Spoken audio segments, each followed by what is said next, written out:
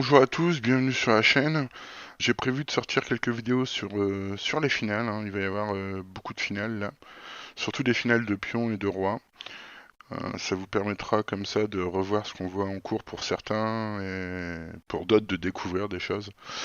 Et aujourd'hui, on va s'intéresser à redéfinir un petit peu les bases et on va travailler un petit peu sur l'opposition. Donc je vais essayer de faire une vidéo pas trop longue, hein, max, on va essayer de max 15 minutes. Donc c'est parti. Alors on va aller sur notre première position. La voilà. Donc cette position c'est très haut blanc. Je vous laisse bien regarder. Alors, cette position elle va nous aider à définir ce qu'est une casse-clé. Une casse-clé aux échecs, enfin en finale tout du moins, oui aux échecs en finale, c'est une case où si votre roi arrive à y accéder, à y aller, hein, vous gagnez la partie. Donc en gros. Donc ici dans cette position, euh, je vais vous les donner, les casse-clés, mais je vous laisse regarder un petit peu quand même. Les casse-clés sont donc A6, A7, B7, C7 et C6. Si le roi blanc arrive sur une de ces 5 cases, normalement ça doit assurer le gain. Donc on va voir ça tout de suite avec la première variante. Donc la première variante, et je pense le plus précis, c'est roi A6. Alors pourquoi roi A6? Parce qu'on veut essayer de contrôler les cases dans l'angle, hein, pour éviter que le roi noir aille chercher un pat ou une arnaque, hein, on sait jamais. Donc le roi noir, on voit bien qu'il peut aller que en A8, hein. Si jamais il se dirige en C8 ou en C7, il y aura dans ce cas-là roi A7 et ça va assurer la promotion du pion.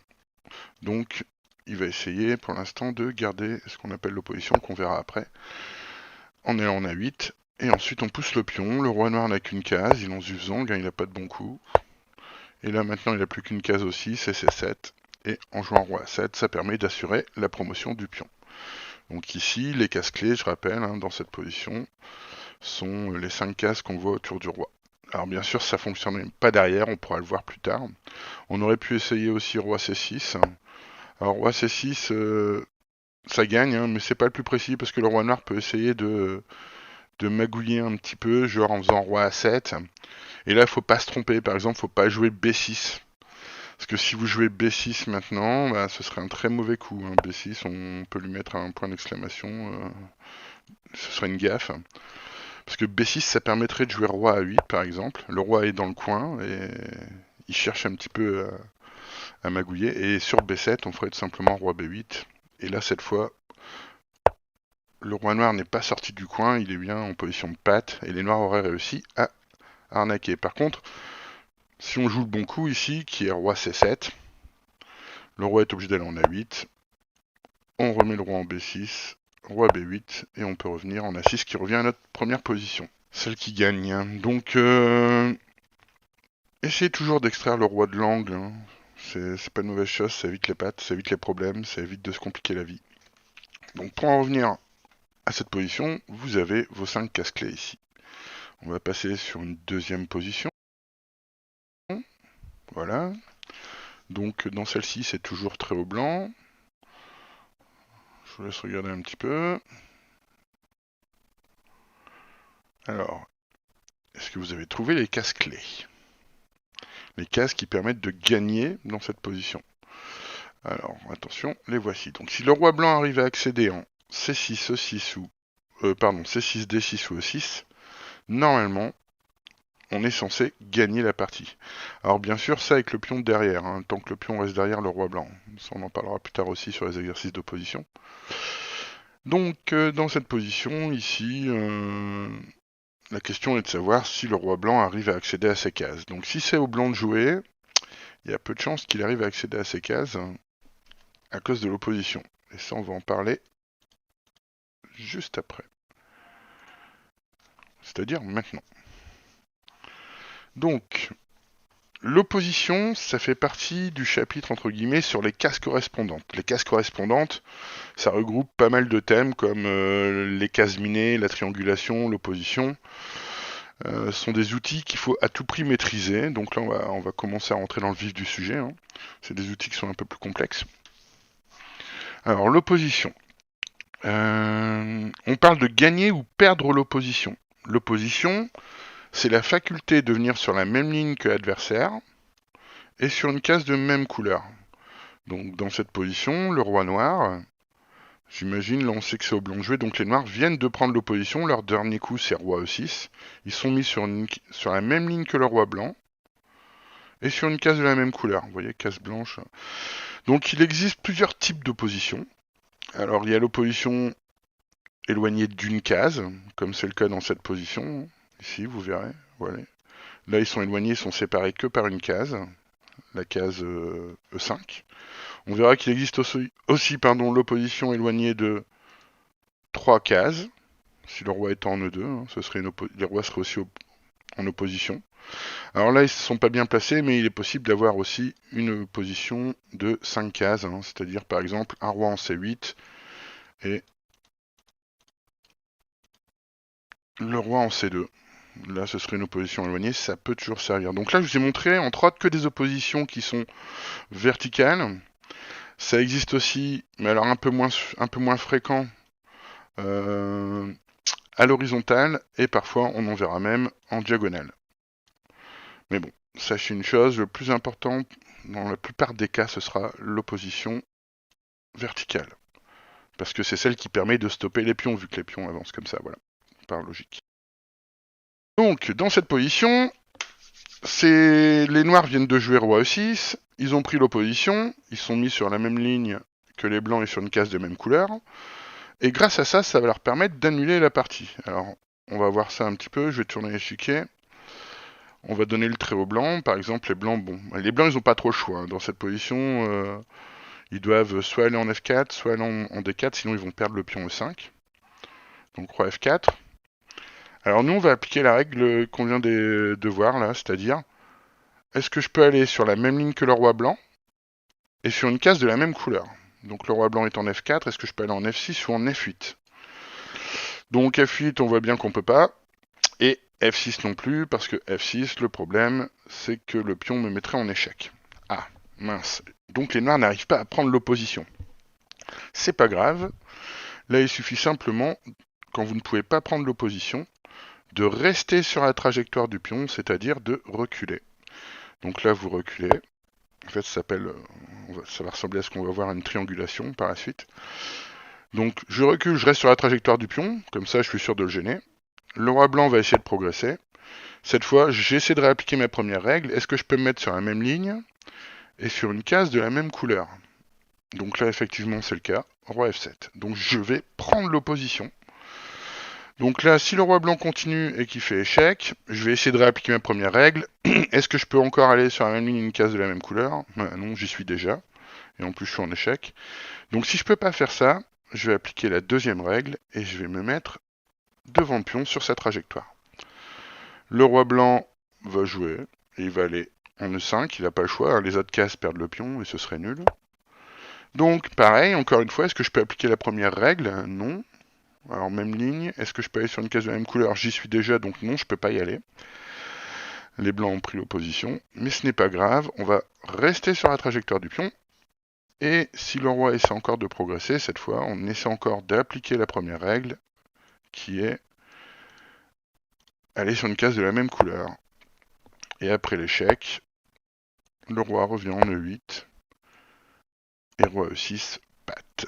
Le roi noir ne peut plus bouger, donc la partie est nulle. Ok, donc je le refais tout doucement. Donc l'opposition, c'est la faculté d'aller sur la même ligne à la même case et une case de la même couleur que l'adversaire. Et si vous ne pouvez pas, dans cette finale de pion, vous devez absolument rester sur la trajectoire du pion blanc. Donc là, roi E7, le roi vient en F5. Donc est-ce que je peux aller sur la même ligne, case de même couleur? Oui. Règle 1. Échec, est-ce que je peux appliquer la règle 1? Ben non. Donc je vais appliquer la règle 2, je vais aller sur la trajectoire du pion. J'applique la règle 2. J'applique la règle 1. Et la 2. Et c'est match nul. Ok. Donc ça, c'est l'opposition. L'opposition, ça sert, entre autres, à se défendre quand on a un pion de moins. D'accord? Donc grâce à l'opposition, on va voir qu'on peut aussi gagner les positions avec un pion de plus. Ici, le roi blanc va jouer roi E4 et il va prendre l'opposition, il se met sur la même ligne, et sur une case de la même couleur. Donc les noirs vont devoir abandonner l'opposition. Donc les noirs, dans cette position, ils ont trois options. Soit ils partent en F6 ou D6, soit ils décident de reculer en E7. Reculer, ce serait pas vraiment perdre l'opposition, car si le roi noir va en E7, le roi blanc va monter en E5 et on aura progressé vu qu'on avance dans le camp ennemi. Et plus on avance, mieux ce sera. Donc là, ce qu'on va voir, ce qui nous intéresse un petit peu plus, c'est quand le roi décide de rester sur la sixième et de partir par exemple en D6. Ici, les noirs ayant perdu l'opposition, on va en profiter pour placer une nouvelle manœuvre qu'on va appeler le débordement. Donc, on va mettre le roi en F5 et on va déborder le roi noir. Pourquoi on va le déborder? Car le roi noir, il aurait dû, sur ce coup, ce roi F5, pour pouvoir contrer, se trouver en F7. Or, c'est pas le cas, il peut pas prendre d'opposition verticale. Limite, il peut prendre une opposition horizontale, mais on s'en fiche un petit peu, ça au contraire ce serait pas grave. Hein, si prenez le... on va le regarder, comme ça vous comprendrez pour ceux qui n'ont pas compris. On ferait tout simplement échec, le roi monte, on garderait nous l'opposition horizontale. Donc là il doit jouer un coup, roi D7, je peux pousser le pion, et s'il vient en E8, on jouerait tout simplement roi E6. Donc roi E6, cette position est gagnante, on va le voir juste après. Mais cette position est très importante à connaître. Tout simplement parce que dans cette position, peu importe à qui le trait, c'est toujours au blanc de gagner. Pardon. Dans cette position, peu importe à qui le trait, c'est toujours le roi avec le pion de plus qui gagne.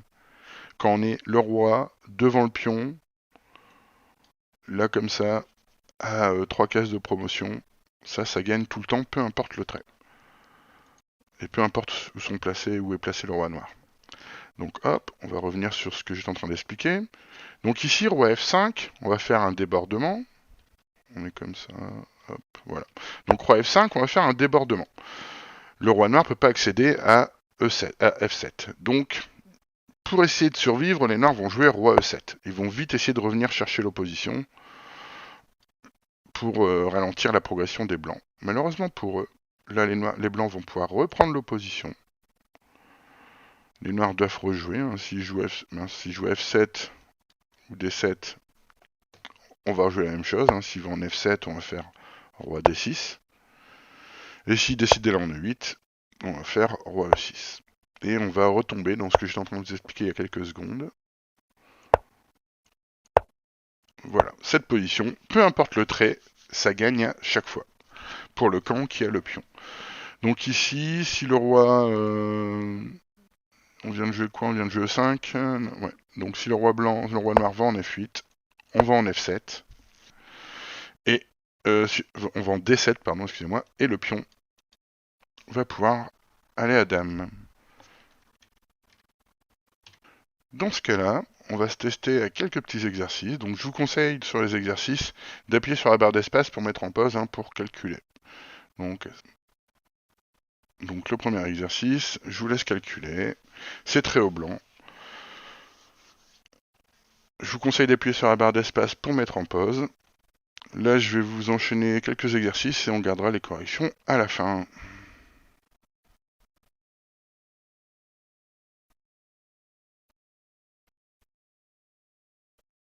Donc, on va pouvoir passer au second.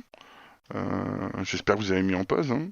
J'espère aussi que vous n'avez pas trouvé ça trop difficile parce que le deuxième est un peu plus compliqué. C'est parti pour le deuxième.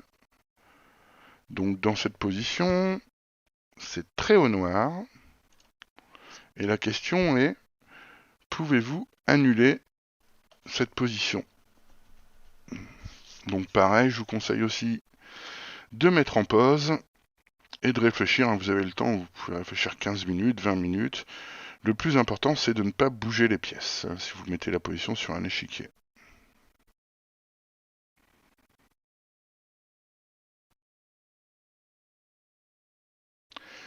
Donc, on va passer... J'espère que vous avez mis en pause encore une fois. On va passer à la position suivante.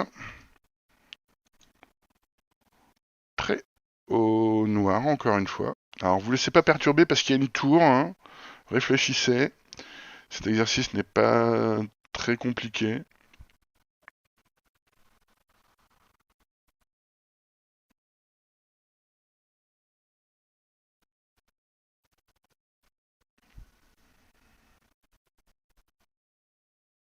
Donc celui-là, c'est très haut blanc. Alors, il faut rester objectif. Vous pouvez pas gagner, hein, vous avez un pion de moins. Donc là, va falloir trouver une solution pour faire nul. Hein, il y a de grandes chances. Donc n'oubliez pas de faire la barre d'espace.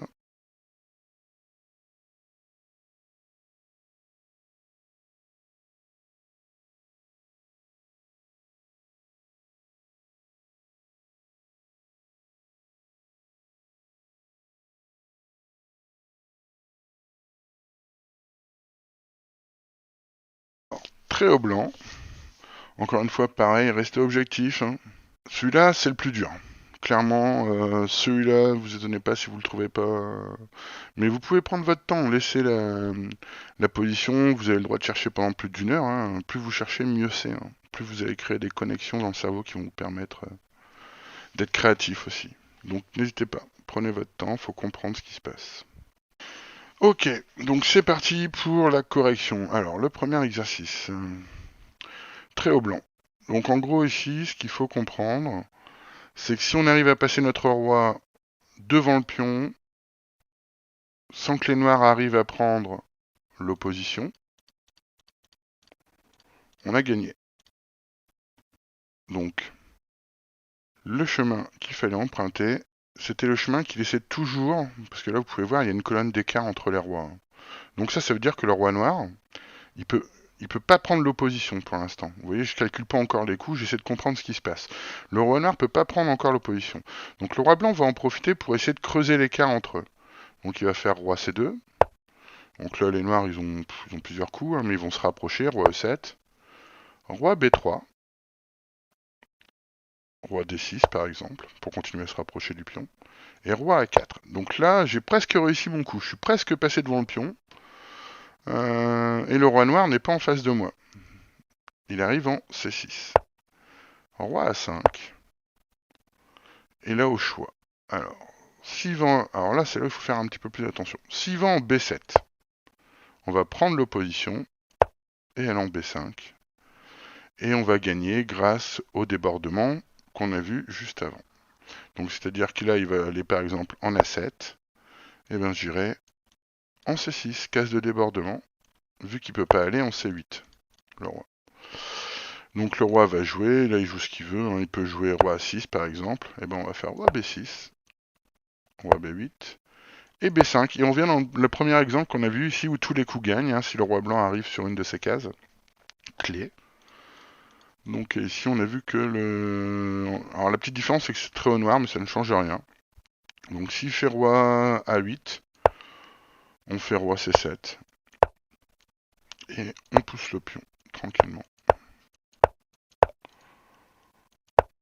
Et on finit par gagner cette belle position. Voilà, c'était pas trop compliqué. Je vais réexpliquer vite fait donc ce qu'il fallait faire. C'était réussir à passer le roi devant le pion blanc, sans que le roi noir arrive à prendre l'opposition. Ce qui va permettre de progresser. Voilà. Et on déborde. Le débordement, c'est très important, ça, hein, sinon vous progressez pas. Sinon le roi reste en A5. En gros, il faut toujours être dans l'esprit de vouloir envahir l'espace de l'adversaire et de lui prendre ses dernières cases dans ce type de finale. Tu viens de B7, ok, je vais essayer de te prendre ta case B7 pour que tu recules. C'est un peu ce concept-là. Bon, l'exercice suivant. C'était celui-là l'exercice suivant, je crois bien. Donc on va tourner l'échiquier. Donc ici, les noirs, ils ont un coup pour annuler. C'est incroyable. Hein. On a un pion de moins, le roi est pas dans une superposition, mais on peut annuler grâce à roi C7. Et pas roi A7, hein, roi C7. Roi C7. Donc ici, ils ont plein de coups, les blancs, on va les regarder tous un petit peu. Donc ils ont les poussées de pion déjà. S'ils font A5, on va simplement prendre en A5. En C5, pardon, excusez-moi. Et s'ils poussent le pion A5, on va aller stopper le pion avec notre roi. Et ça, c'est nul. Parce que le roi blanc n'arrivera jamais à... Alors déjà, c'est nul pour deux raisons. Un, le roi blanc n'arrivera pas à passer devant son pion. Et ça, généralement, c'est utile pour gagner. Et deux, c'est un pion tour. Les pions tours sont bien souvent des cas particuliers. Hein. Il faut les éviter en finale. Donc si on regarde dans l'autre sens ce qui se passe un petit peu. C'est-à-dire si on se dit, bah ok, le pion tour c'est un cas particulier, dans ce cas-là, on va pousser le pion tour en premier pour voir si j'arrive pas à gagner. Et que là on pousse C5, encore une fois, bah, c'est pareil, on voit pas comment le roi blanc va accéder en C6, d'autant qu'il doit en plus aller ramasser et gratter le pion A5. Donc là on peut jouer tout et n'importe quoi, on peut jouer, enfin peut-être pas tout et n'importe quoi, on va jouer roi B7, et sur roi A5, on peut revenir, par exemple, attaquer le pion, roi B4, et on retombe dans la leçon de tout à l'heure avec l'opposition. Hop, on prend l'opposition et il est piégé. Et ça, donc hein, c'est toujours la règle. Si... Là, par exemple, est-ce que je peux aller sur la même ligne et sur une case de la même couleur? Non. Donc je reste sur ma deuxième règle qui est de se mettre sur la trajectoire du pion. Hop. Et là, on revient sur la première règle. Même ligne, case de même couleur. Et patte. Donc oui, alors il y avait encore un coup hein, pour les puristes qui me disaient mais si on bouge le roi. Donc roi C7. Alors si on bouge le roi en A6 pour essayer de rentrer dans la position, ça pourrait être logique. Faut faire gaffe de pas perdre non plus. Hein. Mais normalement ça devrait aller. Donc là, le roi blanc... alors si on pousse les pions, c'est toujours la même chose. Hein. Je prends le pion et je vais chercher l'autre avec le roi. Donc s'il pousse A5, je prends en A5.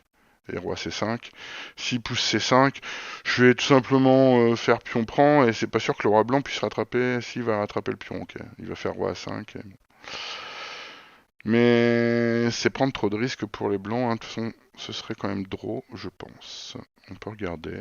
Prise. Ah bon, moi j'aurais fait roi prend C5, même c'est encore plus simple.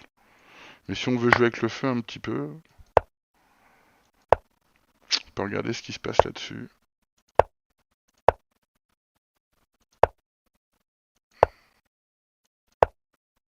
C'est juste pour regarder, pour s'amuser un petit peu. Bon, double promotion, et ça c'est drôle. Hein.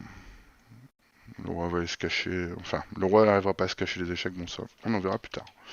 Donc oui, ils avaient un moyen de sauver la position en jouant roi C7 ici. Position suivante.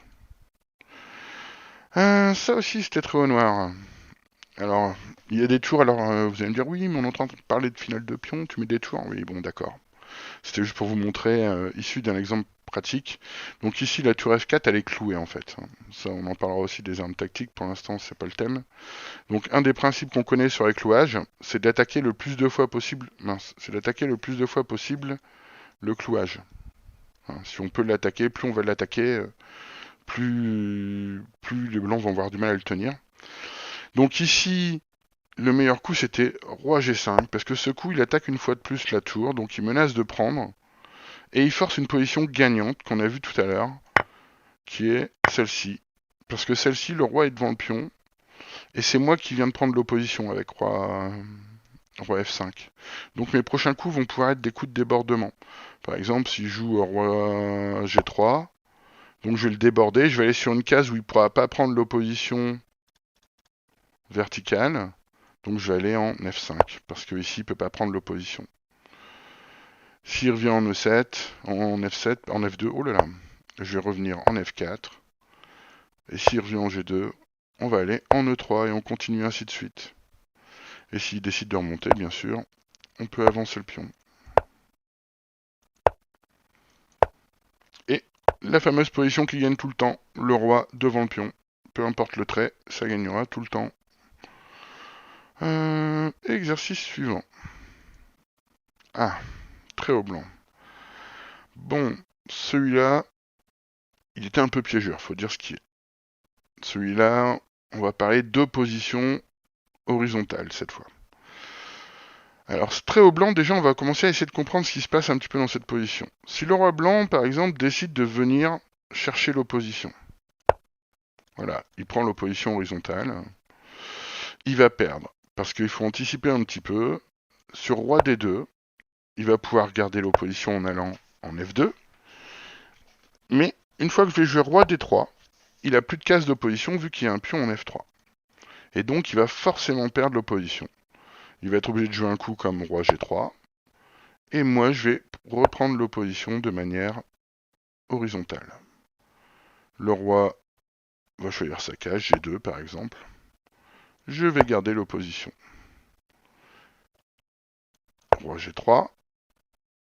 je vais le déborder. Je vais aller sur une case où il ne pourra pas prendre l'opposition. Je vais aller en F1. Car en F1, il doit être sur une de ces 3 cases pour pouvoir prendre l'opposition. Donc là, il peut pas, hein, il y a la case F3 qui est toujours obstruée par son pion. Donc roi F1, s'il fait un coup comme roi G4, donc roi F2, et bien sûr, s'il prend, on prend, et le pion va être accompagné tranquillement à dame, donc ça, c'était cuit. Donc il peut pas faire roi G4. Il va faire... Alors il peut pas faire F4 non plus, parce que F4, on va simplement prendre le pion, et 2 pions passés, comme ça, c'est gagné. Il va faire roi H3. Et sur roi H3, on va faire roi F2. Et là, c'est pas trop pour aller chercher opposition, c'est simplement pour aller gratter le pion qui traîne et avoir 2 pions de plus. Donc ça, c'est gagné, hein. Roi G4, roi G2. S'il prend G5, on prend en F3, et on pousse le pion encore une fois. Et s'il prend pas en G5 et qu'il va en F5, on reprend F3, et s'il prend en E5, ça change pas grand chose, c'est l'autre pion qui va avancer. Alors, donc dans cette position, la bonne méthode pour annuler, c'est de prendre l'opposition horizontale éloignée de 3 cases. Oups, là, voilà.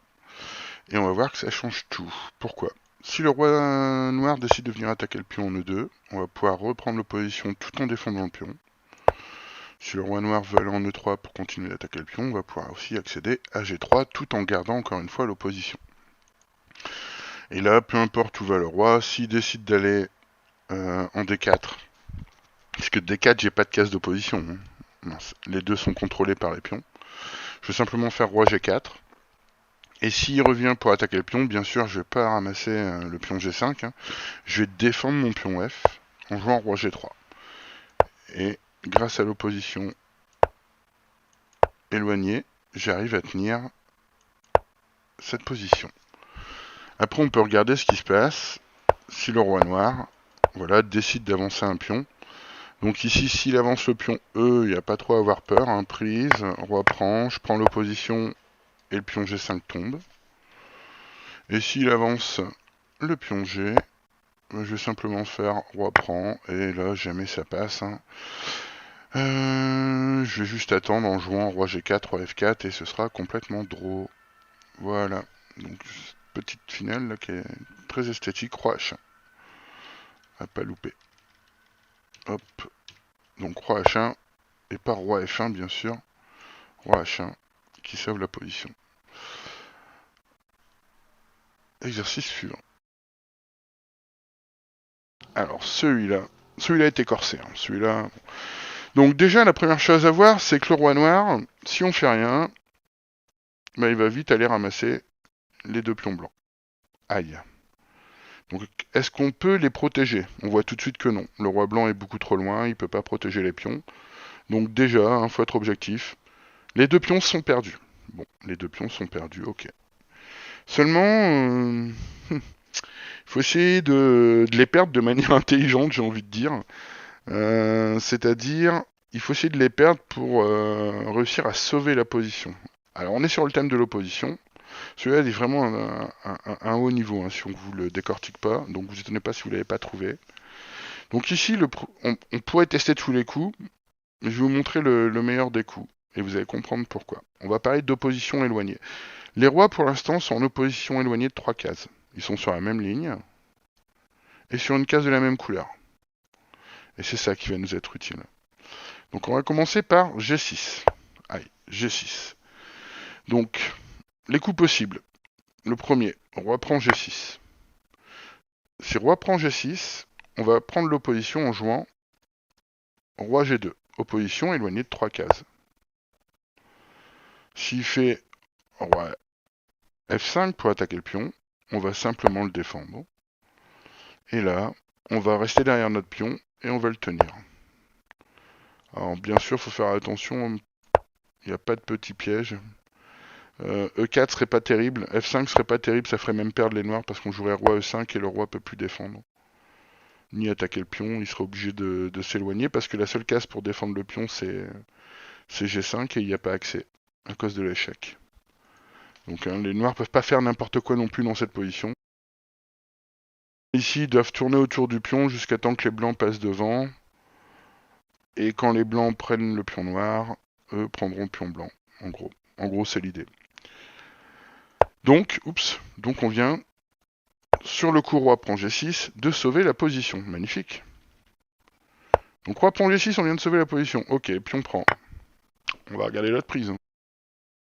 Donc, ici, le coup qu'il fallait trouver est pas facile du tout. C'est F5. Alors F5. D'abord, on va regarder ce qui se passe sur la prise. Donc s'il prend, on va jouer roi G1. Les noirs vont jouer roi G5. Ils vont pas... Sur roi G4, on prendrait l'opposition en allant en G2. Donc eux, ce qu'ils essaient d'appliquer, c'est passer devant le pion et d'essayer d'obtenir un débordement ou la position qui gagne tout le temps. Donc roi G5. Et là, le coup magnifique qu'il fallait voir, c'est roi F1. C'est le seul coup. Car roi F1, pour que les noirs puissent prendre l'opposition, ils sont censés se trouver quelque part en F3, F5 ou F7. Or, ils ne peuvent pas accéder à F3, ils ne peuvent pas accéder à F5 car c'est obstrué par leur propre pion, et F7 est trop loin. Donc, et de toute façon, F7 ne servirait pas à grand chose. Et grâce à ces deux sacrifices de pions simultanés ici, les blancs arrivent à annuler.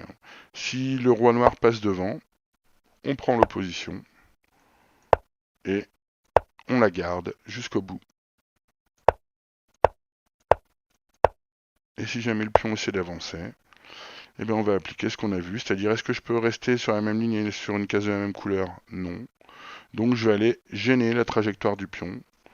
Pour ça, je vais mettre sur sa trajectoire, et la case la plus proche, c'est F2.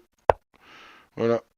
Et ainsi de suite. Et s'il essaie de s'amuser avec moi, ben, je peux tout simplement reprendre l'opposition et temporiser comme ça.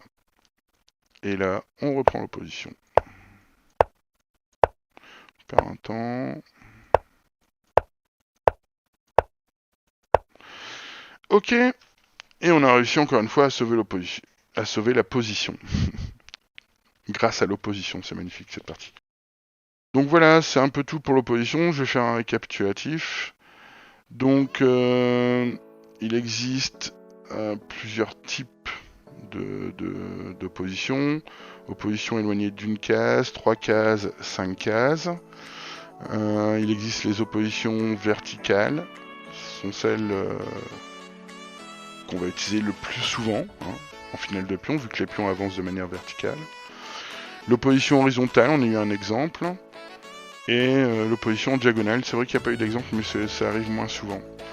Donc on a vu aussi la notion de débordement, c'est trouver une case où l'adversaire n'aura pas d'opposition qui nous gêne. On a vu aussi la définition d'une case d'une case correspondante, et c'est une case correspondante, donc c'est les cases de Zubzang réciproque. Je ne sais plus si je l'ai dit tout à l'heure, mais je le redis là. Et on a vu la définition de cases-clés. Les cases-clés, c'est les cases qui assurent le gain quand on y accède. Bon, j'espère que cette première vidéo vous aura plu, et je vous dis à bientôt pour la suivante, qui va concerner, allez, je fais un peu de teaser, de souvenirs, il me semble que c'est la triangulation, ou les cases minées, un des deux, voilà. Donc, à bientôt, ciao ciao, et n'oubliez pas de liker, de commenter, et de partager.